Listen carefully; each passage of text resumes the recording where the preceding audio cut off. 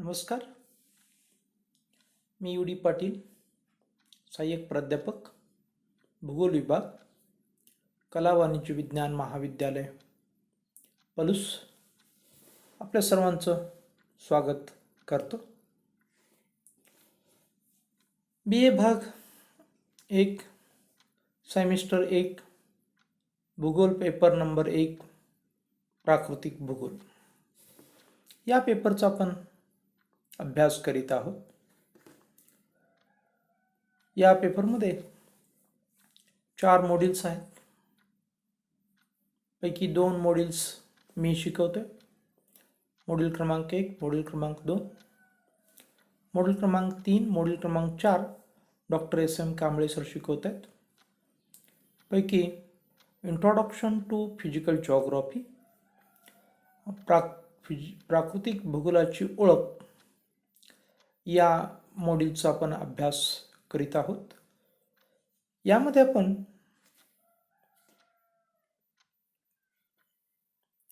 Meaning and definitions, nature of physical geography, scope of physical geography, branches of physical geography, importance of physical geography या गोष्टींचा आपण अभ्यास करणार आहोत.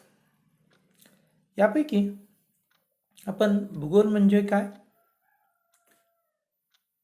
प्राकृतिक भूगोलाच्या व्याख्या, त्यानंतर प्राकृतिक भूगोलाचे स्वरूप, त्यानंतर प्राकृतिक भूगोलाची व्याप्ती, क्षेत्र, विषय सामग्री, प्राकृतिक भूगोलाच्या असणाऱ्या जे काही शाखा, त्यासाठी आपण भूगोलाच्या प्रमुख 2 शाखा प्राकृतिक भूगोल, मानवी भूगोल याशिवाय इतर सर्व शाखांचा आपण व्यवस्थितरित्या अभ्यास केलेला आहे. आणि यामध्ये मित्रांनो आपण पाहिलं की 2 प्रमुख ज्या काही भूगोलाच्या शाखा आहेत, प्राकृतिक भूगोल आणि मानवी भूगोल. त्याच्यामध्ये प्राकृतिक भूगोलाचे पुन्हा आपण 2 शाखा केल्या, अजैविक भूगोल, जैविक भूगोल. अजैविक भूगोलामध्ये खगोलशास्त्र, भूगर्भशास्त्र, भूरूपशास्त्र, सागरशास्त्र, वातावरणशास्त्र, हवामानशास्त्र, मृदाशास्त्र, खनिजशास्त्र. तर जैविक भूगोलामध्ये प्राणीशास्त्र, वनस्पतीशास्त्र, सूक्ष्मजीवशास्त्र या सर्व शास्त्रांचा आपण अभ्यास केला. आणि मित्रांनो आपण हे समजून घेतलं की प्राकृतिक भूगोलामध्ये आपण पाहिलं की ह्या जे काही आपण सर्व शास्त्रांचा, प्राकृतिक भूगोलाच्या सर्व शाखांचा अभ्यास केल्यानंतर आपल्या लक्षात आलं की आपलं जे मूलभूत सायन्स आहे, ज्याला आपण physics, chemistry, botany, zoo, microbiology म्हणतो, ही जी काही प्रमुख शास्त्र आहेत त्याला आपण फंडामेंटल सायन्स किंवा मूलभूत विज्ञान असं म्हणतो. ही सर्व शास्त्र मित्रांनो या प्राकृतिक भूगोलातूनच प्राप्त झालेली आहेत किंवा प्राकृतिक भूगोल किंवा भूगोल ही त्याची जननी आहे असं आपण पाठीमागच्या क्लासमध्ये पाहिलं. आणि जी काही सामाजिक शास्त्र आहेत त्या सामाजिक शास्त्रांची जननी मानवी भूगोल आहे हेही आपण पाहिलं. या मानवी भूगोलामध्ये ऐतिहासिक भूगोल, त्यामध्ये इतिहास आणि भूगोल यांचा संयुक्त अभ्यास केला जातो. एखादा जो काही इतिहास आहे मित्रांनो तो भूगोलाच्या रंगमंचावरतीच घडतो आणि या भूगोलाच्या रंगमंचावरती जे काही भौगोलिक पर्यावरण आहे त्या पर्यावरणाला अनुसरून या इतिहासाला वळण प्राप्त झालेलं आपल्याला पाहायला मिळतं. या इतिहासामध्ये अनेक अशा काही घटना घडल्या की त्या भूगोलाशी किंवा निसर्गाशी संयुक्त होत्या हे आपल्याला पाहायला मिळतं. उदाहरणार्थ पहा की छत्रपती शिवाजी महाराजांनी जी काही हिंदवी स्वराज्याची निर्मिती केली ती मित्रांनो या सह्याद्रीच्या दऱ्याखोऱ्यातून, पर्वतरांगातून, कड्याकपारीतून या असणाऱ्या हिंदवी स्वराज्याची स्थापना झालेली आणि शत्रूला हुलकावण्यात देत, शत्रूला गनिमी कावा, काव्यानं चकवा देत या शत्रूवरती विजय मिळवलेला आहे, हिंदवी स्वराज्याची स्थापना केलेली आहे. याच्यामध्ये आपण छत्रपती शिवाजी महाराजांनी जो काही इतिहास घडवला त्या इतिहासामध्ये या घटकांचे म्हणजे जी काही आपण म्हणतो सह्याद्रीचा पर्वतरांगा याचा सहभाग आहे हा खूप मोठा आहे. हे आपण विसरून चालणार नाही. म्हणजे या निसर्गाचा सहभाग जो आहे हा खूप मोठा असतो ऐतिहासिक घटनांमध्ये, हे आपण विसरून चालणार नाही, हे या ठिकाणी लक्षात घ्यायचं आहे. म्हणून मी म्हणालो की भूगोलाच्या रंगमंचावरती इतिहास घडत असतो आणि ऐतिहासिक भूगोल म्हणजेच इतिहास आणि भूगोल या दोन गोष्टींचा एकत्रित अभ्यास या ठिकाणी झालेला आपल्याला पाहायला मिळतो. मग तसं सामाजिक भूगोल असेल की समाजातल्या चाली, रीती, रूढी, परंपरा, असणारी शरीराची ठेवण, अनेक असणाऱ्या ज्या काही गोष्टी आहेत, अन्न, वस्त्र, निवारा, या सगळ्या गोष्टी भूगोलाशी संबंधित आहेत आणि यांचा संयुक्तपणे अभ्यास म्हणजे समाजशास्त्र आणि भूगोल यांचा एकत्रित अभ्यास म्हणजे सामाजिक भूगोल, हे आपण या ठिकाणी लक्षात घेतलं पाहिजे. यासाठी पण एक उदाहरण आपल्याला देता येईल आणि मित्रांनो ते उदाहरण म्हणजे की समाजामध्ये असणारं जे काही मी म्हणालो की शरीराची ठेवण असेल, अन्न असेल, वस्त्र असेल, निवार असेल, या सगळ्या गोष्टी भूगोलाशी संबंधित म्हणजे निसर्गाशी संबंधित आहेत. उदाहरणतः आहार काय घ्यायचा, आपल्या अवतीभोवती जे उपलब्ध असतं ते मानवाच्या आहारामध्ये मोठ्या प्रमाणात समाविष्ट झालेलं असतं. उदाहरणार्थ जर आपण पाहिलं की आपल्या सभोवतालचं पर्यावरण सागरी पर्यावरण आहे आणि मोठ्या प्रमाणात पाऊसही पडतोय, अशा कोकण भागामध्ये किंवा अशा प्रदेशामध्ये आपण बघतो की भात मोठ्या प्रमाणात पिकतो आणि सागरावरती होणारी मासेमारी म्हणजे भात आणि मासेमारी हे आपल्या आहारामध्ये प्रमुख अन्न असतं. म्हणजे सामाजिक भूगोलशास्त्रामध्ये जे काही समाजाचं जे काही अन्न आहे त्या अन्नावरती या आपल्या असणाऱ्या पर्यावरणाचा प्रभाव पडलेले एक उदाहरण मी तुम्हाला या ठिकाणी दिलं आहे. म्हणजे समाज आणि भूगोल यांचा एकत्रितरित्या संयुक्तरित्या अभ्यास या ठिकाणी झालेला आपल्याला पाहायला मिळतो. अन्न असेल, वस्त्र असेल, वस्त्राच्या संदर्भात आपण बघतो की आपण थंडीमध्ये काय करतो, स्वेटर घालतो किंवा आपण कानटोपी घालतो किंवा सॉक्स घालतो, आपण हातमोजे घालतो, संपूर्ण शरीर आपण गरम कपड्यानं झाकून घेतो. हे सर्व कोण ठरवतं, तर ही असणारं जे काही सभोवतालचं पर्यावरण आहे, असणार हा हिवाळा आहे, हिवाळ्याची असणारी तीव्रता आहे, या सर्व गोष्टी ठरवतात आणि म्हणून आपण अशा प्रकारचा पेहराव करतो. तर उन्हाळ्यामध्ये आपला बरोबर पेहराव हा वेगळा असतो आणि त्यामध्ये आपण बघतो की सैलसर पांढरे कपडे आपण उन्हाळ्यामध्ये घालतो.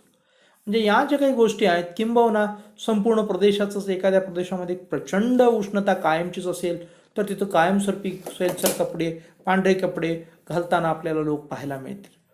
किंबहुना ह्याच्या विरुद्ध आपल्याला सांगायचं झालं की जर कायमचंच जर त्या ठिकाणी प्रचंड थंडी असेल तर लोक कायमचे सुबदार कपडे परिधान करताना आपल्याला पाहायला मिळतील.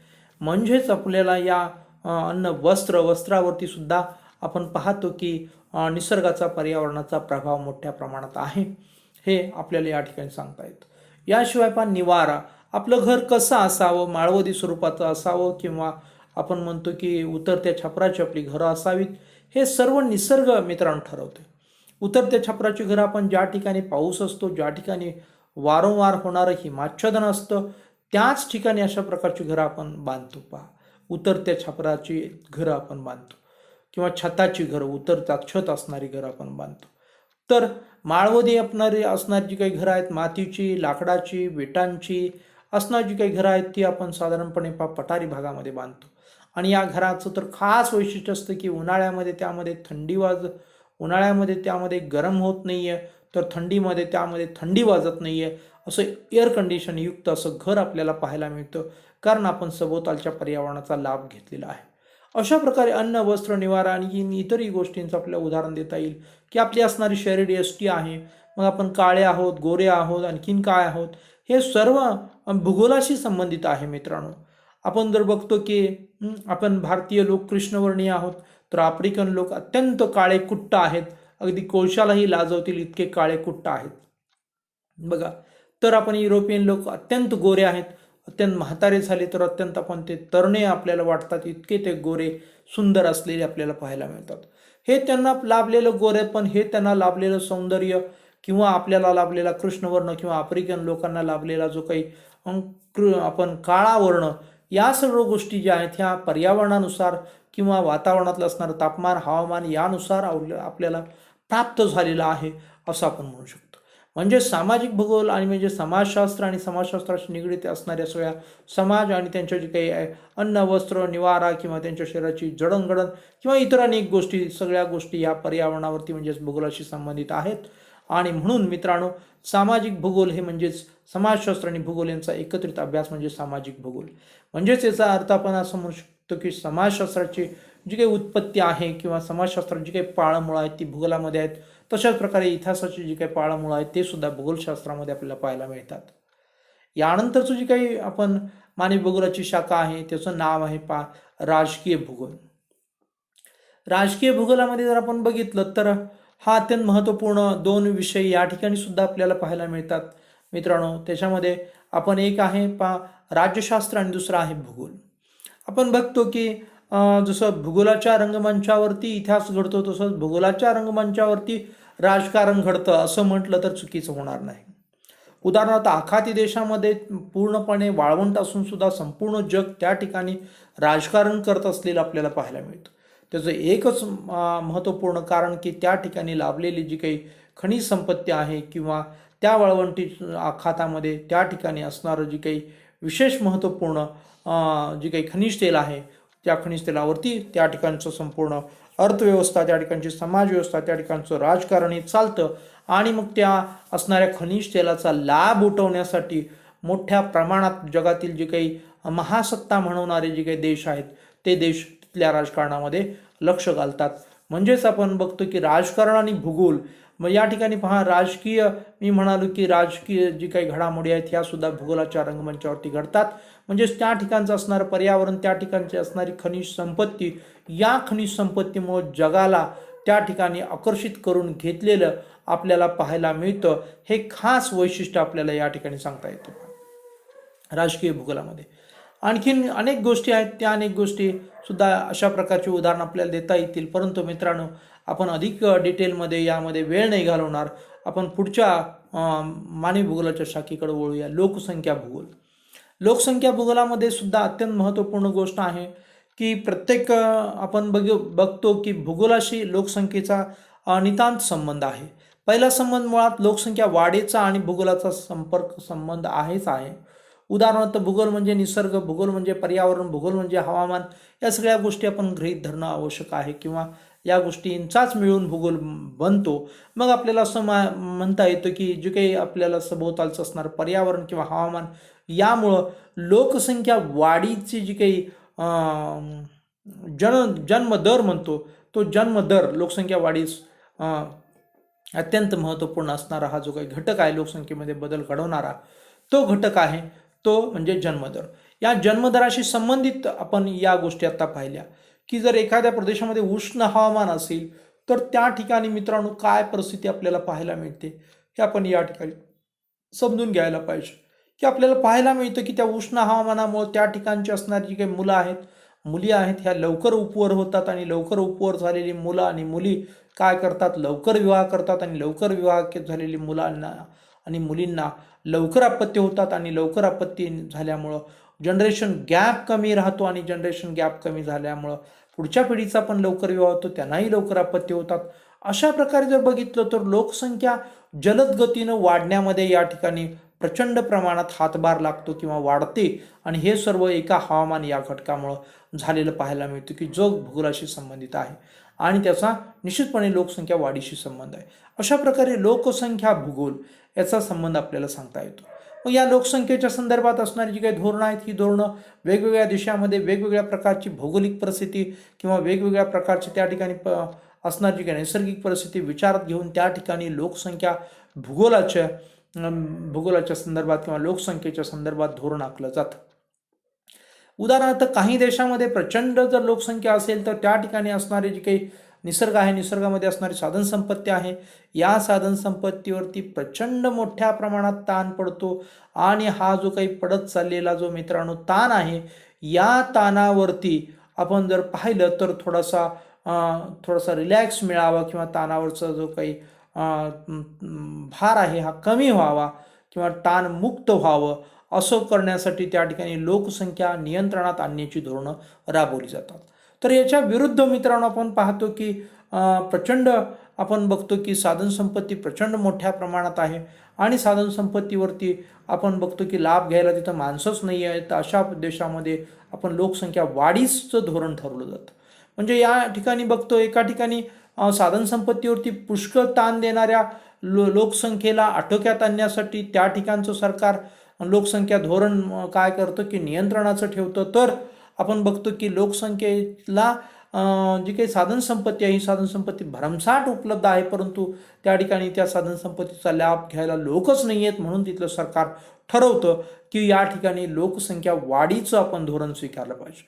म्हणजे या ठिकाणी लोकसंख्येच्या संदर्भात जे काही निर्णय आहेत हे त्या ठिकाणच्या असणाऱ्या भौगोलिक परिस्थितीवरती, असणाऱ्या साधनसंपत्तीवरती हे किंवा असणाऱ्या हवामानावरती अवलंबून आहे. हे या ठिकाणी आपण लक्षात घेणं अत्यंत आवश्यक आहे. याच्यानंतरचा मानवी भूगोलाचा जो काही दुसरी पुढची शाखा आहे त्याचं नाव आहे वसाहती भूगोल. वसाहती भूगोलाला इंग्रजीमध्ये सेटलमेंट जॉग्राफी असं म्हणतात. वसाहती भूगोलाच्या आपण बघतो की प्रमुख जो काही शाखा आहेत ह्या दोन शाखा आहेत, एक स्थायी वसाहत आणि एक अस्थायी वसाहत. अस्थायी वसाहतीमध्ये सगळे भटके लोक राहत असतात, आदिवासी लोक राहत असतात, सतत ते भटकत असतात. अन्न, वस्त्र, निवारा यांच्या शोधामध्ये ते सतत एका ठिकाणावरून दुसऱ्या ठिकाणी जात असतात. अन्न, वस्त्र, निवारा या काही मूलभूत गरजा जोपर्यंत त्या ठिकाणच्या भागामध्ये भागतायत तोपर्यंत त्या ठिकाणी राहत आहेत, आणि जेव्हा टंचाई निर्माण होत आहेत तेव्हा ते पुढं चालू लागत आहेत आणि नवीन ठिकाणी जात आहेत आणि अन्न वस्त्राचा शोध घेत आहेत. अशा प्रकारची अस्थायी वसाहत आपल्याला पाहायला मिळते. या वसाहतीमध्ये आपण बघतो मित्रांनो की तंबू असतात, किंवा आपण बघतो की साधी असणारे जी काही निसर्गामध्ये उपलब्ध असणारे जे काही गवत असेल किंवा बांबू असतील यापासून बनवलेल्या झोपड्या आपल्याला पाहायला मिळतात. किंवा बऱ्याच वेळा आपण बघतो की साधा असणारे की जे काय त्याला आपण म्हणतो तळवट किंवा पोतं याचं असणारं छत तयार करून सुद्धा ह्या जे काही अस्थायी वसाहती तयार झालेल्या, उभा केलेल्या आपल्याला पाहायला मिळतात. पहा, दुसरा प्रकार आहे मित्रांनो स्थायी वसाहत. या स्थायी वसाहतीमध्ये जर आपण बघितलं तर आपण महत्त्वपूर्ण पुन्हा दोन प्रकार पडतात. ते प्रकार असतात पहा की एक आहे की ग्रामीण वसाहत आणि दुसरे आहे नागरी वसाहत. या ग्रामीण वसाहतीमध्ये आपण बघतो संपूर्णपणे ही वसाहत जी आहे ही मित्रांनो प्रत्यक्षपणे निसर्गावरती, पर्यावरणावरती अवलंबून असते. त्या वसाहतीमध्ये जी काही कार्य चालतात ही कार्य काय असतात आपल्याला माहीत आहे की शिकारीचं कार्य चालतं. किंबहुना आपण त्या ठिकाणी पाहतो शिकारीच्या कार्याबरोबरच फळे गोळा करणे, कंदमुळे गोळा करणे, किंवा आपण कुक्कुट पालन करणे किंवा पशुपालन करणे, अशा प्रकारचे जे काही व्यवसाय आहेत किंवा खाणकाम व्यवसाय, शेती व्यवसाय आहे किंवा मासेमारी व्यवसाय, हे सर्व व्यवसाय मित्रांनो या ग्रामीण मध्ये चालतात आणि हे सर्व पर्यावरणाशी संबंधित आहेत. म्हणजे वसाहती भूगोल, वसाहत आणि भूगोल हे दोन शास्त्र एकमेकांशी संबंधित आहेत. म्हणजेच या ठिकाणी आपण लक्षात घेणं आवश्यक आहे की ही वसाहत हा जो काही विषय आहे याची पाळंमुळं सुद्धा भूगोलामध्ये पाहायला मिळत आहेत, आणि म्हणून वसाहती भूगोल या शाखेची निर्मिती झालेली पाहायला मिळते. तर दुसऱ्या बाजूला आपण बघतो की नागरी वसाहत ही सुद्धा अप्रत्यक्षरित्या आपण बघतो की कितीही नगरांचा विकास झाला तर त्या नगरांना आवश्यक असणारं अन्न, आवश्यक असणारं वस्त्र, आवश्यक असणारा निवारा हा निसर्गातूनच घ्यावा लागतो. की कोणत्याही MIDC ऑर्डर देता येत नाही, कुठल्याही मल्टीनॅशनल कंपनीमध्ये ऑर्डर देता येत नाही, कुठल्याही IT पार्कला ऑर्डर देता येत नाही की आम्हाला अन्न पाहिजे, आम्हाला वस्त्र पाहिजे, आम्हाला निवारा पाहिजे. तर त्यासाठी आपल्याला निसर्गातूनच आपल्याला हे प्राप्त करावं लागतं, कृषीमधून आपल्याला प्राप्त करावं लागतं. हे आपण विसरून चालणार नाही. म्हणजे नागरी वसाहत जरी असली तरी सुद्धा तर नागरी वसाहत सुद्धा आपल्याला भूगोलाशी किंवा पर्यावरणाशी संबंधित असते, हे आपल्याला या ठिकाणी पाहायला मिळतं. म्हणजे अस्थायी वसाहत असू दे, स्थायी वसाहत असू दे, नागरी वसाहत असू दे, ग्रामीण वसाहत असू दे, कोणतीही वसाहत असू दे, त्या ठिकाणच्या लोकांना अन्न, वस्त्र, निवारा ह्या ज्या काही मूलभूत गरजा आहेत ह्या मूलभूत गरजा आपल्याला निसर्गातूनच प्राप्त होतात, आणि त्यानुसार तिथल्या लोकांच्या जे काही अपेक्षा आहेत किंवा त्या गरजेचा विकास झालेला आपल्याला पाहायला मिळतो. हे सर्व गोष्टींचा अभ्यास वसाहती भूगोलामध्ये मित्रांनो केला जातो. यानंतरची जी काही मानवी भूगोलाची शाखा आहे त्या शाखेचं नाव आहे मित्रांनो आर्थिक भूगोल. आपण मोठ्या प्रमाणात बघतो की आर्थिक भूगोलामध्ये जर आपण पाहिलं की अनेक गोष्टी चालू असतात. विशेषतः अर्थशास्त्राची जी काही अर्थशास्त्रामध्ये अभ्यास केला जातो तो म्हणजे उत्पादन आहे, प्रोडक्शन आहे. उत्पादन अर्थात प्रोडक्शन एकच आहे. त्याच्यानंतर असतं डिस्ट्रीब्युशन म्हणजे वितरण असतं. त्याच्यामध्ये आपण मागणी पुरवठा यानुसार ते वितरण होत असतं आणि त्याच्यातून फायदा, तोटा, नफा या गोष्टी चालतात. कच्चा माल, पक्का माल, कच्च्या मालाचं पक्क्या मालात रूपांतर, या सगळ्या गोष्टींचा जे काही आहे किंवा वाहतूक किंवा व्यापार, दळणवळण या सगळ्या गोष्टी आर्थिक अर्थशास्त्रामध्ये किंवा आर्थिक ॲक्टिव्हिटीजमध्ये चालतात. तर यांची जी काही सगळी पाळंमुळं आहेत ते मित्रांनो भूगोलाशी संबंधित आहे. कोणतीही आर्थिक क्रिया आपण जर घेतली तर त्याचं भूगोलाशी निश्चितपणे काय असतात की त्याची खोलवरती पाळंमुळं भूगोलामध्ये किंवा निसर्गामध्ये आपल्याला पाहायला मिळतात. उदाहरणार्थ की एखाद्या इंडस्ट्रीजमध्ये किंवा उद्योगामध्ये लागणारा कच्चा माल, हा कच्चा माल कुठून मिळतो? तो निसर्गातूनच मिळतो.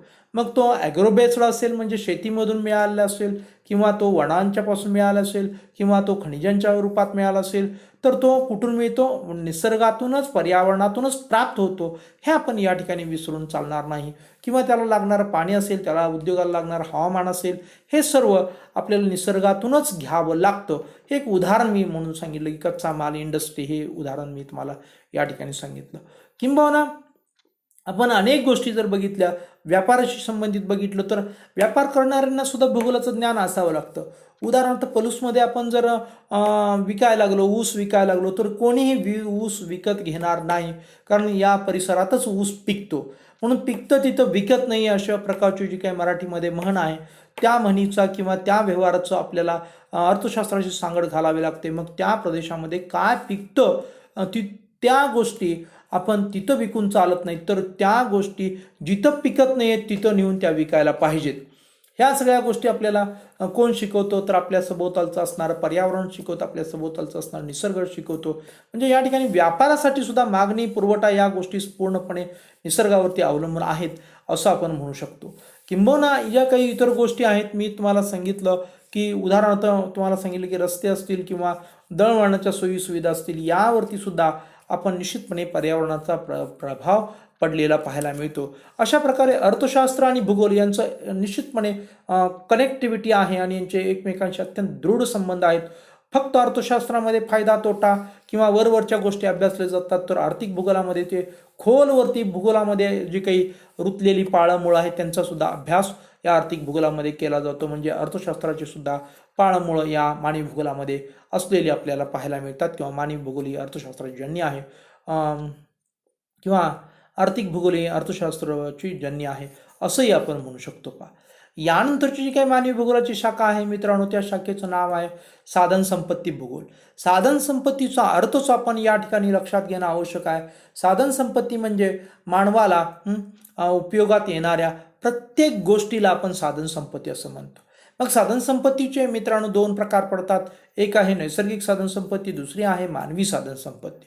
यामध्ये आपण बघतो की जी काही नैसर्गिक साधन संपत्तीचा आपण विचार केला तर ही पूर्णपणे आपण जर बघतो तर भूगोलाशी संबंधित आहे असं आपण या ठिकाणी म्हणू शकतो. आणि ही साधन संपत्ती आहे, ही साधन संपत्ती अनेक गोष्टींना चालना देत असते. ती अर्थशास्त्राला चालना देते, ते राजकारणाला चालना देते, ते सामाजिकरणाला चालना देते, ती वसाहतींना चालना देते. अशा प्रकारची ही जी काही साधन संपत्ती आहे, ही साधन संपत्ती अनेक गोष्टींना चालना देताना आपल्याला पाहायला मिळते आणि तिचं निसर्गाशी असणारं नातं हे अतूट नातं आहे.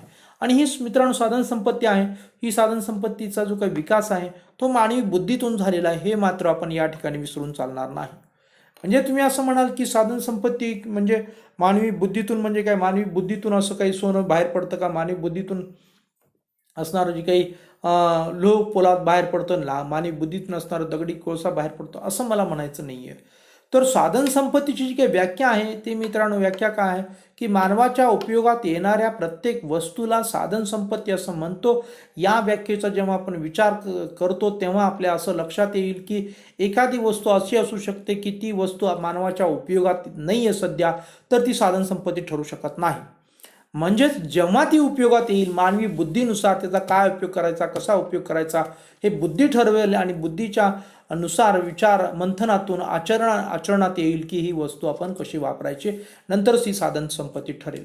याचं उत्तम उदाहरण आपल्याला देता येईल की पूर्वी जी काही साधन संपत्ती होती मित्रांनो, विशेषतः त्याच्यामधील असणारं सोनं आहे हे फार पूर्वी नित्य मानवाच्या दैनंदिन वापरामध्ये येत नव्हतं किंवा केव्हाही वापरामध्ये येत नव्हतं. तेव्हा ते पृथ्वीवरती असंच पडून होतं, हे आपण लक्षात घेतलं पाहिजे.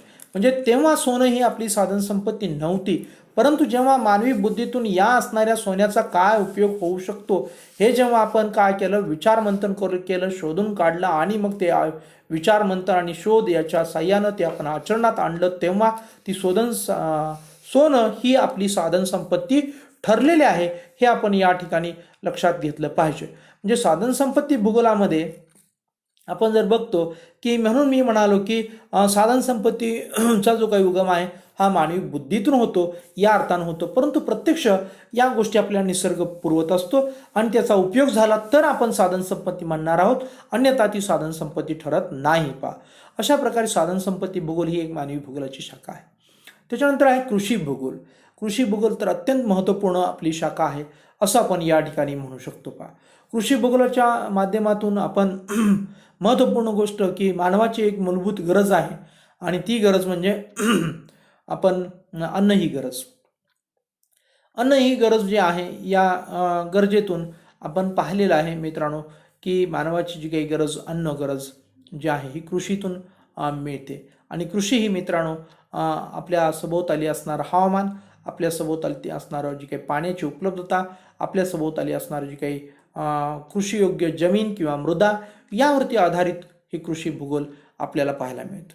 आणि या संबंधितच आपण बघतो की शेती स्वतंत्र अशी एक शाखा आपल्याला पाहायला मिळते. शेती ही शाखा आपल्याला पाहायला मिळते आणि या शाखेच्या आधारावरती कृषी भूगोल म्हणजेच मानवी भूगोल भूगोलाची एक महत्त्वपूर्ण शाखा आहे. आणि कृषी भूगोल ही मानवी भूगोलाची एक ॲक्टिव्हिटीज आहे असंही आपण म्हणू शकतो, कारण या ॲक्टिव्हिटीजच्या द्वाराच मानवी समाजाची, मानवाची असणारी जी काही अन्न ही गरज आहे ही अन्न गरज स्थायी स्वरूपात आज पूर्ण झालेली आहे. स्थायी स्वरूपात म्हणजे पूर्वी अन्न ही गरज कृषीवरती भागत नव्हती, तर अन्न ही गरज वनातून भागत होती, अन्न ही गरज शिकारीतून भागत होती, असं चित्र पूर्वी होतं. आणि मग शिकारीसाठी आणि जी काही वनातील असणारे जी काही फळं, कंदमुळे यासाठी मानवाला खूप काही भटकावं लागत होतं. ते भटकंती या कृषीच्या शोधामुळं बंद झालेली आहे आणि कृषीद्वाराच मग अन्न ही जी काही मानवाची गरज आहे ही मूलभूत गरज पूर्ण झालेली आपल्याला पाहायला मिळते. अशा प्रकारे कृषी भूगोलाचे एक मानवी जीवनामध्ये अनन्यसाधारण महत्त्व आहे असं आपण म्हणू शकतो. यानंतर मानवी भूगोलाची जी शाखा आहे त्या शाखेचं नाव आहे पर्यटन भूगोल.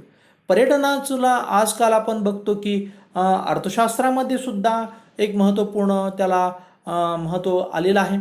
आणि दुसरं महत्त्वपूर्ण की सामाजिक चालीरीती, रूढी, परंपरा यांचा आदान प्रदान करण्याच्या दृष्टिकोनातून ही पर्यटन भूगोलाला महत्त्व आलेलं आहे. किंबहुना आपण म्हणतो की जगामध्ये असणारी जी काही संस्कृतीचं आदानप्रदान किंवा विचारांचं आदानप्रदान करण्याच्या दृष्टिकोनातून ही याला महत्त्व आलेलं आहे.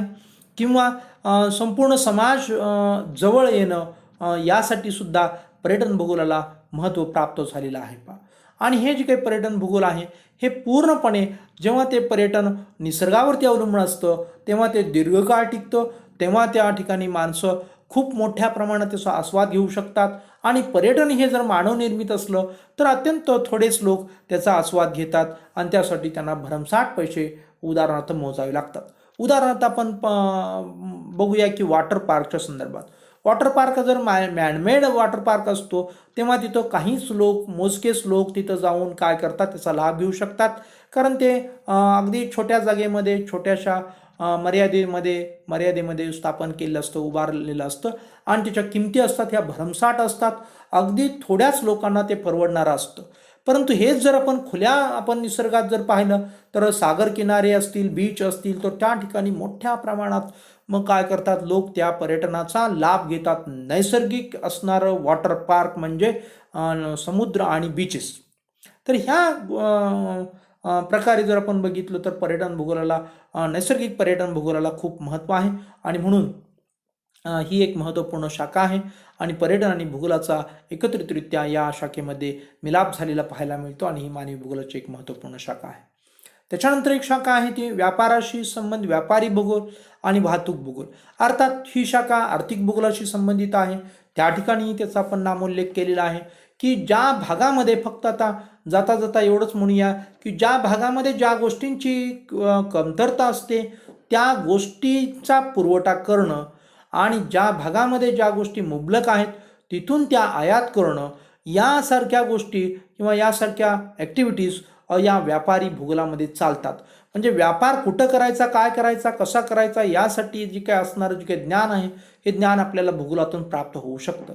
यासाठीचं उत्तम उदाहरण आपल्याला अनेक उदाहरण मी दिले आहेत. आणखीन एक उदाहरण या ठिकाणी मी देतो व्यापारासंदर्भात, की जर आपण पहा की हिमालयन रेंजेसमध्ये आपण एक व्यवसाय करायचा ठरवला आणि त्या व्यवसायासाठी आपण ठरवलं की तिथं काय करायचं आहे, शीतपेयाचा व्यवसाय करूया आणि आपल्याला बँकेनं सांगितलं की शीतपेयाचा व्यवसाय करण्यासाठी आम्ही तुम्हाला लागेल तेवढं फायनान्सही करू. तर आपण विचार काय करणार की त्या ठिकाणी प्रचंड मोठ्या प्रमाणात असणार जे काही आईस आहे, बर्फ आहे, थंडी आहे आणि मग त्या थंडीमध्ये काय करणार, कोण तिथं शीतपेयांचा लाभ घेणार, कोण शीतपेय विकत घेणार. म्हणजे तिथं शीतपेय हा व्यापार किंवा हा व्यवसाय किंवा हा उद्योग त्या ठिकाणी चालू शकत नाही. हे आपल्याला तिथं लगेच लक्षात येईल. म्हणजे व्यापार करण्यासाठी जी काही भौगोलिक असणारी दृष्टी आहे ही दृष्टी आपल्याला प्राप्त होते, ती भूगोलातूनच प्राप्त होते, हे आपण या ठिकाणी विसरून चालणार नाही. त्यानंतरचा जी काही मानवी भूगोलाची शाखा आहे ती म्हणजे वाहतूक भूगोल. आपल्याला जी काही वाहतूक आहे, विशेषतः मैदानी भागातील वाहतूक आहे, ती वाहतुकीमध्ये आपण रस्त्यांचा विकास झालेला पाहायला मिळतो, रेल्वेचा विकास झालेला पाहायला मिळतो. रस्त्यांचा आणि रेल्वेचं जी काही जाळं आहे ती प्रचंड मोठ्या प्रमाणात विस्तृत झालेलं आपल्याला पाहायला मिळतं. तर आपण बघतो पठारी भागात त्याच्या तुलनेनं जर आपण बघितलं रस्ते आणि जी काही रेल्वेची घनता आहे ही घनता कमी आपल्याला पाहायला मिळते. तर आपण बघतो सर्वात शेवटी आपण मैदानी पठारी नंतर आपण पर्वतीय भागामध्ये पोहोचतो तेव्हा तर त्या ठिकाणी एखादाच रस्ता असलेला पाहायला मिळतो. रेल्वे तर अपवादानच असली तर असली, नसली तर नसली, अशी परिस्थिती आपल्याला पाहायला मिळते. म्हणजे वाहतुकीचा भूगोलाशी किती घनिष्ठ संबंध आहे हे 2-3 उदाहरणामध्ये मी तुम्हाला या ठिकाणी स्पष्ट केलेलं आहे. ते वाहतूक भूगोलामध्ये अभ्यासलं जातं. वाहतूक आणि भूगोल हे दोन एकत्रित विषय येऊन वाहतूक भूगोल ही शाखा बनते आणि ही सुद्धा मानवी भूगोलाशी संबंधित शाखा आहेत.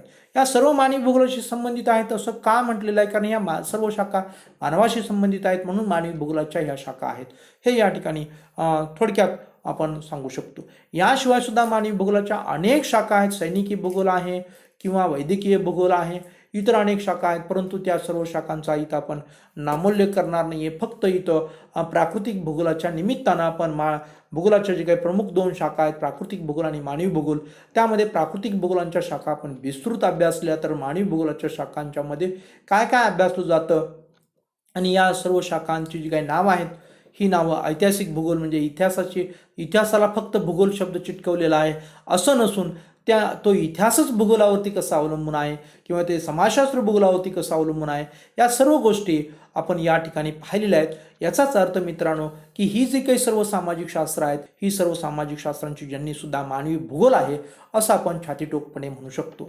म्हणजेच काय तर असणारं जे काही मूलभूत असणार तुमचं जे काही विज्ञान आहे ते विज्ञान आणि असणार जी काही सामाजिक शास्त्र आहेत ही सर्व सामाजिक शास्त्र ही भूगोलातून निर्माण झालेली आहेत किंवा भूगोलशास्त्राची जननी आहे. सामाजिक शास्त्र आणि आपण बघतो की मूलभूत जी काही विज्ञान ही जी काही शास्त्र आहेत त्याला आपण भौतिकशास्त्र, रसायनशास्त्र, प्राणीशास्त्र, वनस्पतीशास्त्र, सूक्ष्मजीवशास्त्र आणि इतर सामाजिक शास्त्र या सर्व शास्त्रांची जननी आहे ती म्हणजे भूगोल असं म्हटलं तर चुकीचं होणार नाही, चुकीचं ठरणार नाही. अशा प्रकारे आपण भूगोलाच्या प्राकृतिक भूगोल आणि मानवी भूगोल या शाखांचा आपण अभ्यास केलेला आहे. याच्यामध्ये आपण प्राकृतिक भूगोल आपण हा पेपर अभ्यासत असल्यामुळे प्राकृतिक भूगोलांच्या शाखांचा आपण विस्तृत अभ्यास केला, तर मानवी भूगोलांची आपण जी काही शाखा आहे त्या शाखांची जाता जाता थोडक्यात अशी आपण ओळख करून घेतलेली आहे. तेव्हा आपण या शाखांचा तुम्ही म्हणला आम्ही केव्हा अभ्यास करणार आहोत, तर निश्चितपणे पुढं जसं आपण जाऊ तसं आपण काय करणार आहोत की मानवी भूगोलांचा सुद्धा आपण अभ्यास करणार आहोत. किंबहुना तुमच्या सिलेबसमध्ये सुद्धा आता मल्टीडिसिप्लिनरी ही जी काही संकल्पना आलेली आहे त्यातून आपण बघतो की वेगवेगळ्या भूगोलांच्या शाखांची प्रकरणं तुमच्या भूगोलाच्या शाखांच्या मधून किंवा भूगोलांच्या अभ्यासक्रमामध्ये एकत्रित अभ्यासताना आपल्याला पाहायला मिळतं किंवा मिळेल अशी परिस्थिती भविष्यकाळात येणार आहे, हे आपण या ठिकाणी विसरून चालणार नाही. म्हणून आपण या ठिकाणी मित्रांनो थांबूया. धन्यवाद.